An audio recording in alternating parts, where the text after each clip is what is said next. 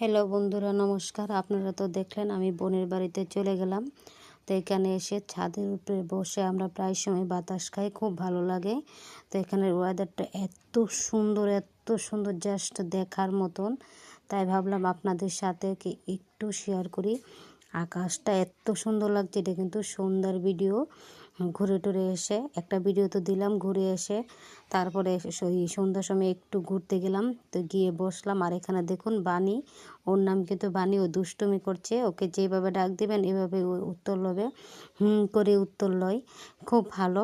আর আপনাকে একবার চিনছে তো আপনার পিছে পিছে পিছে পিছে থাকবে, অন্যখানে যাবে না, আপনার সাথে সাথে যাবে। আর ও আছে না, রৌদ্রের ভিতরে কিন্তু ঘর থেকে বাইরে না। কেমন লাগে জানাবেন বন্ধু। তো বিকালে ঘোরাটোরা হয়ে গেল। তো এখানে নিচে চলে এলাম, এসে দিদি রুটি বানাচ্ছে, আর আমি এখানে রুটিতে ঘি লাগাচ্ছি।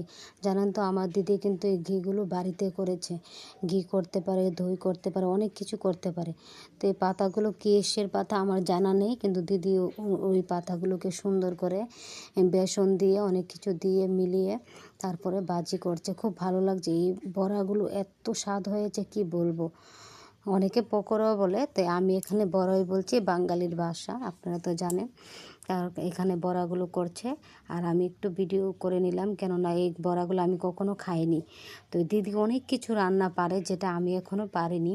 হ্যাঁ, সংসার করছে, অনেক কিছু রান্না বাড়া করছে, কিন্তু দিদি অনেক কিছু রান্না পারে।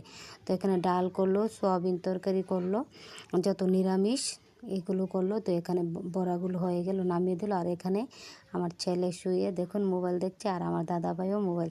তারা এত মোবাইলে বিজি। আর এখানে ঠাকুরগুলোও দেখালাম আপনাদেরকে, এখানে রুমগুলো দেখালাম কেমন লাগছে। আর আমি ঘুরে ঘুরে ভিডিওই করছি। তো এখানে চলে এলো আরেক জাতের পকোড়া। এই পকোড়াগুলো কিসের বলতে পারবেন? দেখে আপনারা কমেন্ট করে জানিয়ে দেন, না হলে আমি কমেন্টের মাধ্যমে আবার জানাবো এই বড়াগুলো কিসের। তো দিদি এখানে সুন্দর করে রুটি করে নিল, বড়া করে নিল। তো এখন খাওয়ার পালা, কেমন লেগেছে কমেন্ট করে জানা।